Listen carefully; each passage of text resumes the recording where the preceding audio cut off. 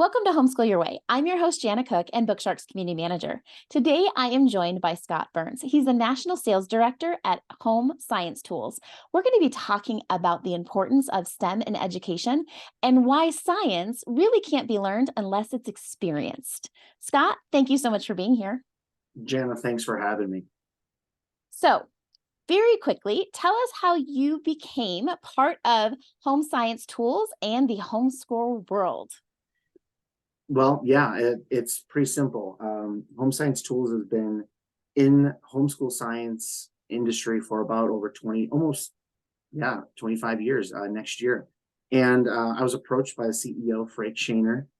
Frank and Debbie started the company a long time ago because when their kids were homeschooling, they really didn't have a great experience with science. As an engineer, Frank believed that every student, including his own, should have that hands-on kinesthetic learning, especially when it comes to the sciences.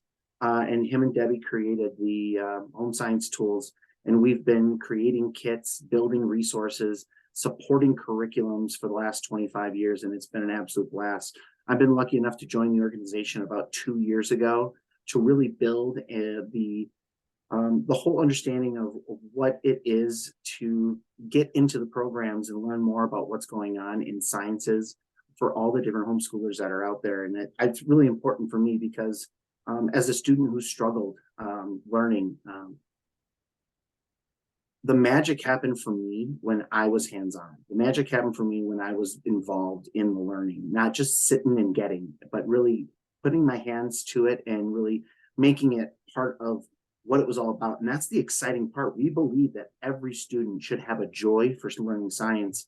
And that's why I'm here today, because I want to share some of the insights that we know, some of the things that are going on in the STEM world, a little bit about understanding what we need to do to inspire our students, our kiddos to be the stewards of our world that we live in, and how we can best create a pathway, a career pathway for what those STEM careers might be and what they might look like.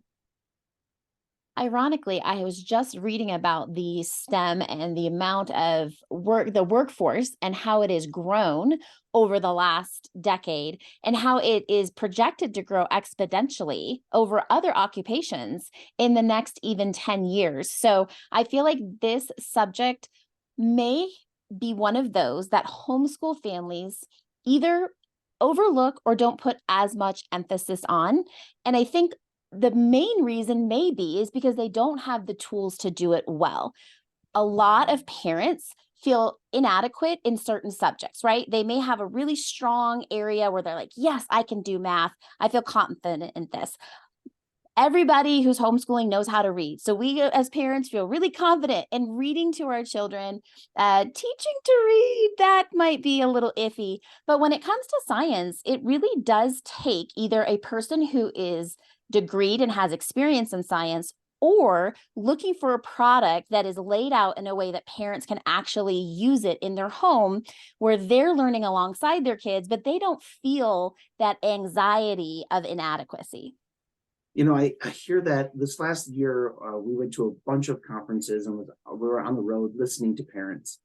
There is a real intimidation factor when it comes to the sciences. And it's not all dissections and all this other stuff. There's so much that you can unpack and unravel. And first and foremost, you are absolutely right when you're talking about the career STEM workforce. It is growing over the last 25 years. It has grown exponentially. And then beyond that, it's projected to grow another 40% in the next 5 to 10 years. And so when you start thinking about that, what do I do? How do I inspire my students to do science? It's not as intimidating as you think. And if there's some easy steps to just pick a discipline, look at biology, look at chemistry, look at physics, look at the different areas of science, and ask your students what they're interested in. Look at your local state's needs and requirements by grade level, and look to see what are some activities that you can easily do. Some of it for your early learners is just as simple as grabbing a backpack, a notepad, a magnifying glass, and going out and doing a nature walk and doing observations, doing some drawing, and talking about those different things. There's so many little ways to get students inspired. And if they can see it, then they can be it. And if they don't see themselves as a scientist, whether they're female or they're a boy or whatever their thinking is of a scientist, if they can see it, then they can be it. And I truly believe once we get them the opportunities to go deeper into some of these ways, you can go deeper into the science areas as well. And I think so many people think of these STEM careers, and let's just, let's talk about this for anybody who doesn't understand the acronym, right? Science, technology, engineering, and math. So science, we're talking about explaining the complexities of the natural world, right? Engineering applies the scientific method, right? And then the technology is using all the different innovative tools that you have to it. In mathematics, at the end, of course, is the crux. We are great at math, or we're good at math. We can do a lot of things. And one of the big areas that the STEM careers are growing in is that mathematics area. So STEM, science, mathematics, engineering, they all link together. And it's really important for our students to see all the different types of careers that there might be for them to be able to do different things. I have seen over the last few years how if we understand that math is really just another language, it isn't a different type of, it's not a world where some of us aren't invited. It's not a sphere where you have to have a special pass to get into. It's just a different language. And as a homeschool parent, the more I understand, either I speak that language or I don't. Either I'm willing to learn that language or I'm not. I have the ability to outsource that, just like if I wanted my child to learn Japanese, which I have no idea to even begin how to teach. I don't even know any words in Japanese, but it really is just a perspective shift. I think that as homeschool families understand this idea that math is a language, science is another discipline. It's not this untouchable world that you have to be an Einstein to be a part of. You really don't. And it takes discipline. My sister has two boys now that are in high school, and she's like, Scott, the math doesn't look the same way that we learned it when we were back in school. It's different now. So she had to teach herself to help teach her boys as they were going through and learning about mathematics. But you're right, it's a total language.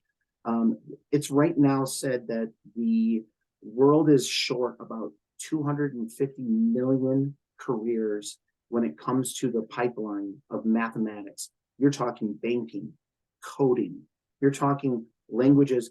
The IRS is trying to hire 80,000 new auditors. You have all these different places where they're trying to use, and we don't have the people who have the foundational skills in math to be able to fill a lot of these careers. If a student wants to have a pathway, having a foundation in math is a great starting point, because it basically is a great sort of jumping off point to almost anything in the world that the world might need.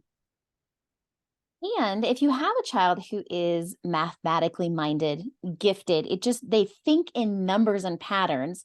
And then I hear parents say, I can't get them to do science. I'm like, well, there are so many numbers in science. There's so many ways that you can use, whether it's math or whether it's English, the social sciences. I mean, it all can be used together in each and every area. So if you have a child that likes math, there's certainly ways that you can show them how statistics are part of science, how you can number anything. I mean, it's the creativity, I think, that sometimes as homeschool parents, we're tired and overwhelmed. And that's why a product like Home Science Tools is there to come alongside and partner with us to get this done. Well, and we can't forget about language arts. Reading is absolutely fundamental. A good friend of mine, Ashley, is a marine biologist and researcher. When she was young, she lived on the beach in Melbourne, Florida. And she was inspired and she said, I want to work with dolphins. I want to be a marine biologist. She went to high school and she had no idea when she'd ever use the Pythagorean theorem, when she would have to be writing reports. She needed the language arts skills because she's writing reports and presenting to people all across the world about the research that she's doing with sea turtles and manatees in Florida. She needs the Pythagorean theorem so she can set her camera up properly when they're documenting how turtles are migrating back to the sea. She needs to have the arts and crafts and the ability to have good photography and understand certain things. She also needs to know her social studies skills, right? She needs to know geography, and she needs to map where these creatures are going and how they're migrating and how they're coming back. And it's all being a well-rounded, holistic student and child, so you can take those careers. When she thought all she was going to get to do was play with dolphins all day as a marine biologist, she had no idea all the other things that are so important. And it all comes back to being a well-rounded student.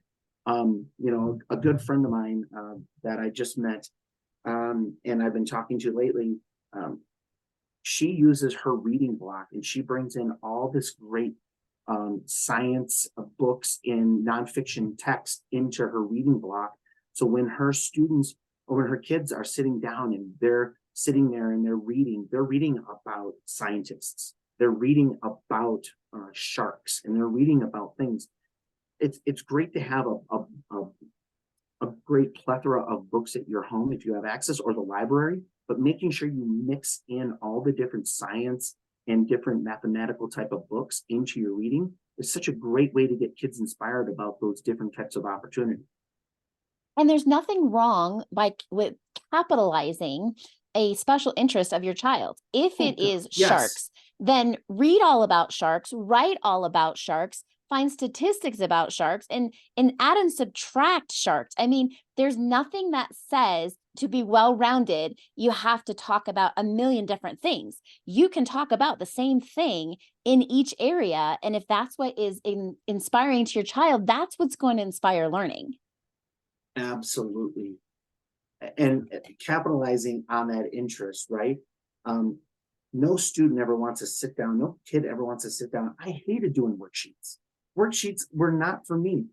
But if you gave me something about sharks, or you gave me something about something I was interested, now you're investing. You know that wow, they want to do something for me, my passion. Passion is a great way to get them interested and get them wrapped into what you want to do. And it's important. School and learning should be fun. When you're learning about in items that are out there, why not make it engaging and fun? And going into their interests is the best way to do it.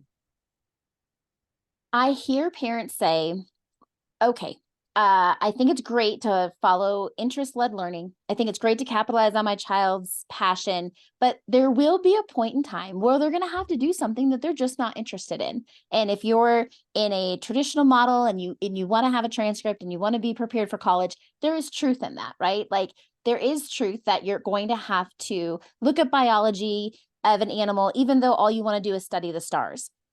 But I think that if we can get kids to love learning, and that is initially following their passions and getting them invested, then they trust you enough that when it's time to look at the stars, or vice versa, it's time to do the dissection, you say, okay, this maybe not be the number one thing that you want to do today, but I promise you this ties into everything that you want to know. This is, a road on your journey that's going to get you to your goal.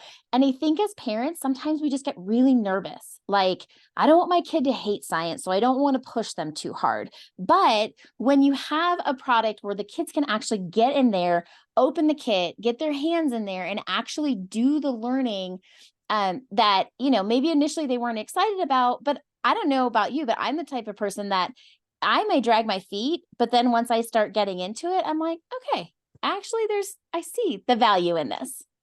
There's so much value in that. I would say this as well. There's always a caveat. There's always something, a carrot that you can put out there to get them to do the things that need to be done. The other thing that I heard that was such a great idea, a parent told me she started doing interviews with their friends that had careers, and they asked those people, their child, to sit in with these interviews. What did you need to do as a student to prepare yourself for this career path? What are the things that are most important? And having those interviews and learning about what those careers are and what those needs are is such a valuable tool. And you can start that as early as middle school, and especially in high school, especially when students are starting to figure out what they're passionate on. And then when they're graduating, and maybe they go into a vocational school, maybe they go into a traditional college, or they do something else.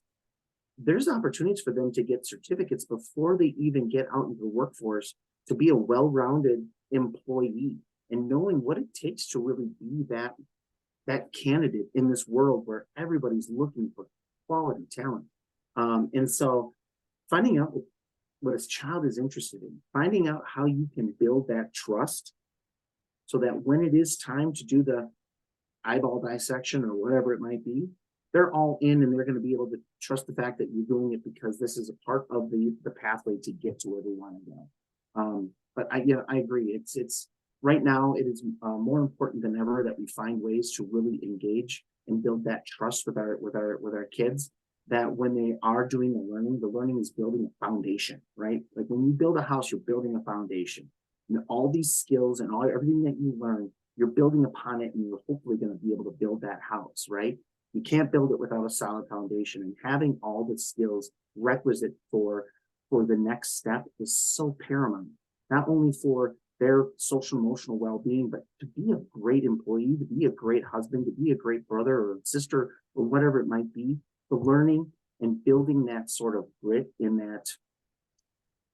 the ability to be able to work through problems and problem solving, because that's really what the 21st century STEM careers are, is what are the problems that we need to solve and they're worth solving, and how do we build those skills to be able to say, okay, what do I need to do in order to work through this complex problem to find the solution? And education is so innovative. And one of the things that we are seeing is that it's not about what you can memorize and how well you can take a test.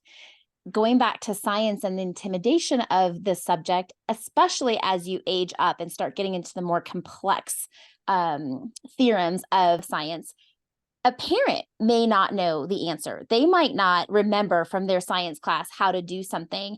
And instead of modeling, I should know it all, and because I don't, I'm going to fake it till I make it, we really need to be modeling, I don't know, I'm going to try it with you. And part of science is, and part of learning it, I may get this wrong.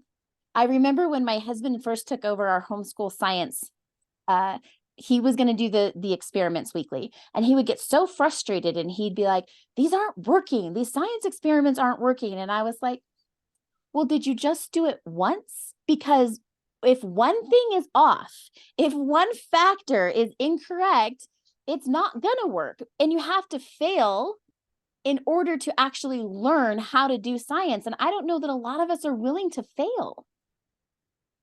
You know what? Fail has had such a bad stigma, right? But fail is first attempt in learning. And just like most people, if we're baking, if we're cooking, if we're doing an experiment, there are so many different variables.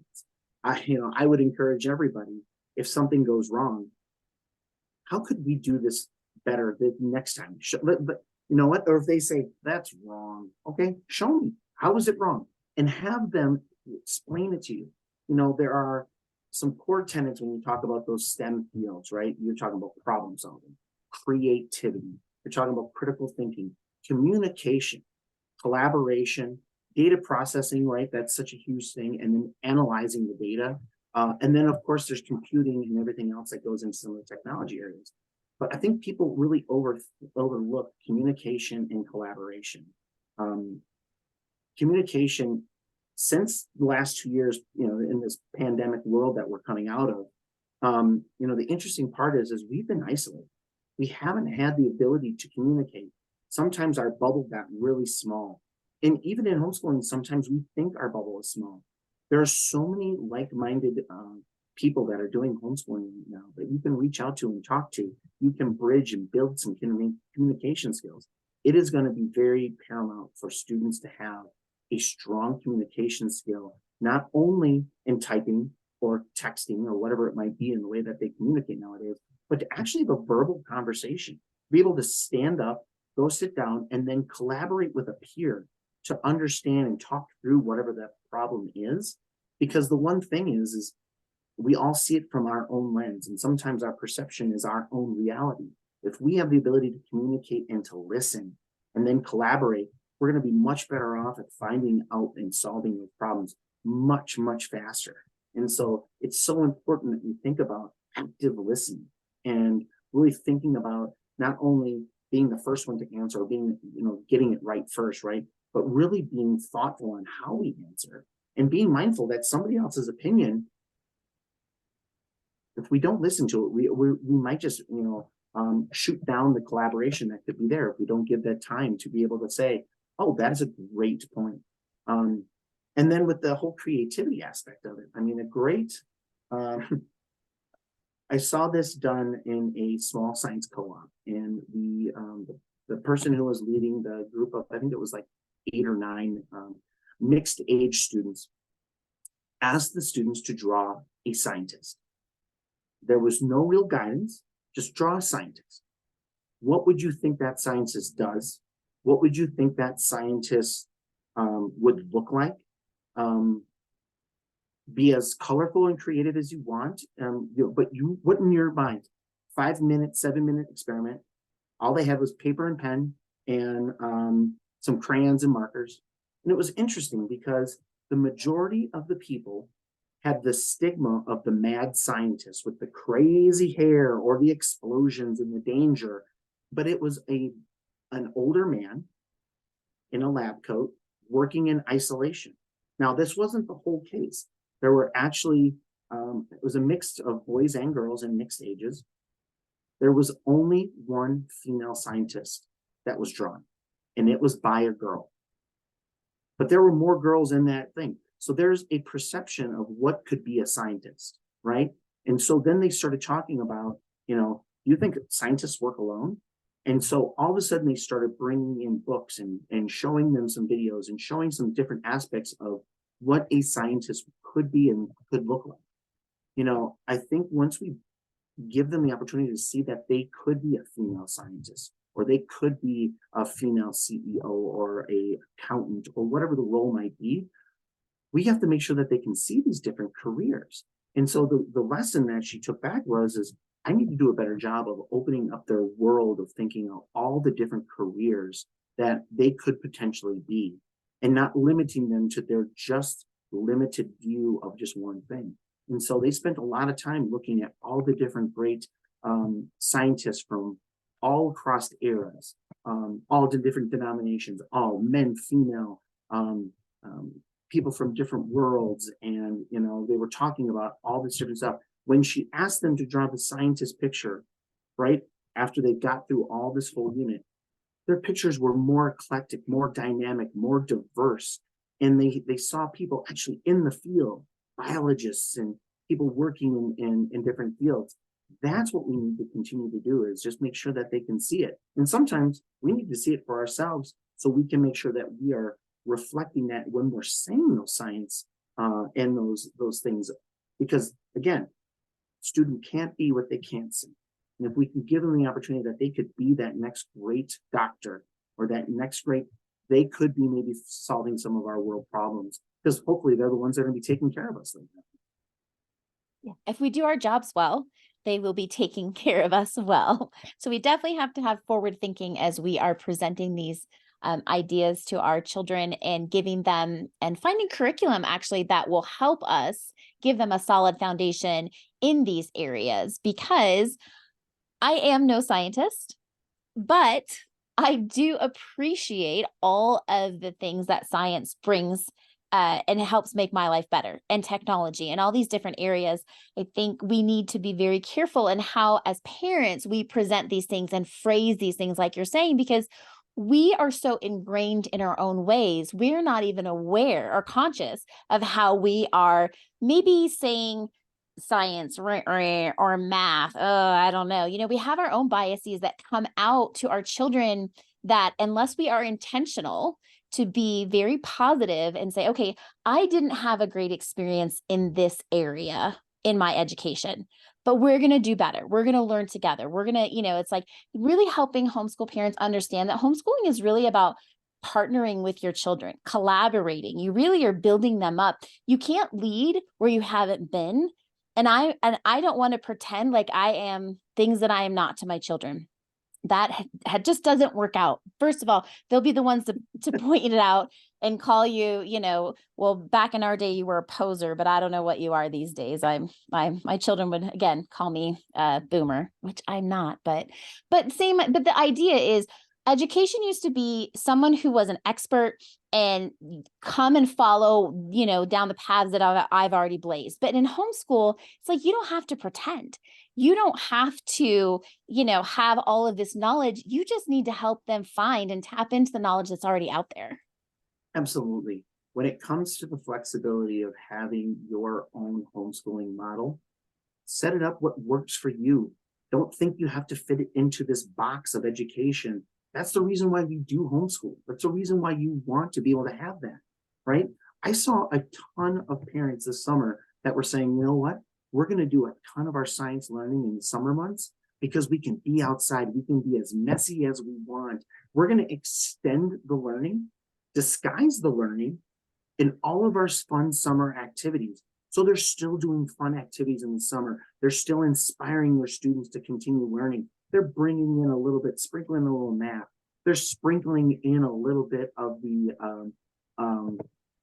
reading, right? You have little things that you can do and you sprinkle it in, you continue the learning. The beauty of the homeschooling is you're not dropping off at 8:30 and picking them up at 3:30 and then all of a sudden you have the whole day to set up what you want it to be and capitalizing on the interests, capitalizing on that way to bring energy to it is the way that we're going to get them in there and shaping the conversation of what is a STEM career.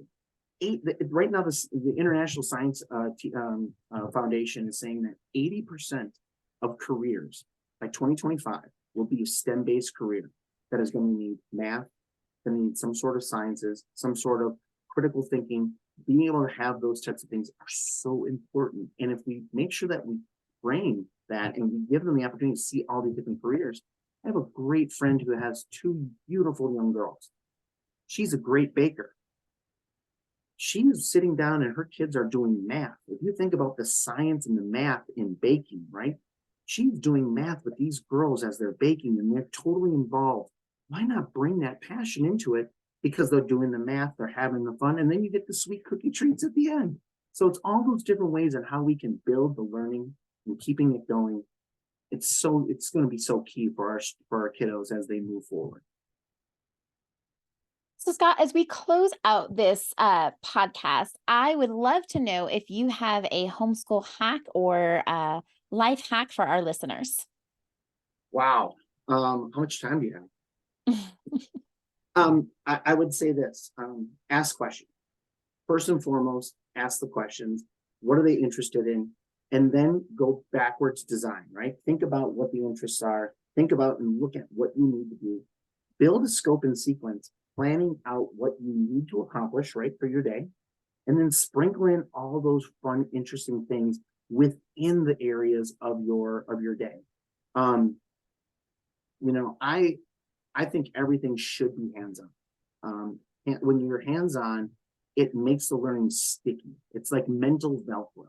And when you're reading about a dissection, okay, that's interesting. But when you see it and you actually get to touch and feel, or when you're looking through a microscope and you get to see the things that you went out and collected on your nature walk, right? That is when you really get to see the magic happen. There are so many great people that are out there.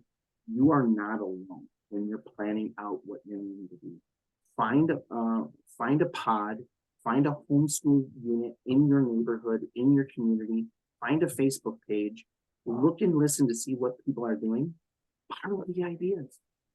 There's nothing better than taking some ideas and then, of course, looking at it. If it works, great. Make it your own, spin it around. You know your kids better than anybody else. Make it and design it for what you know is going to be successful rather than just trying to fit something, a square, a peg in a round hole. I mean, it just doesn't make any sense. Well, I appreciate that permission to really take some time as a homeschool parent and think about why we're doing the things that we're doing and could we be doing them in a more beneficial way for our students and not necessarily the way we think it should be done. Listen, at the end of the day, we're all in it about our kids, right? We all want them to grow. We all want them to be better.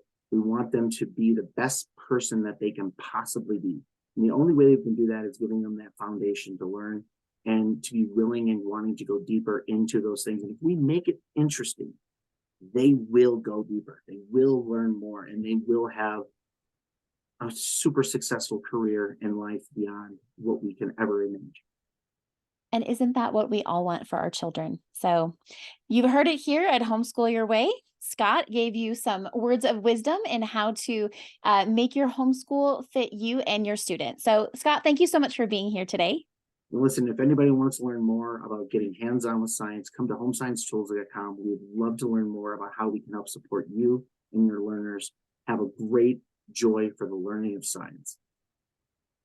Thank you guys. Until next time. Bye-bye.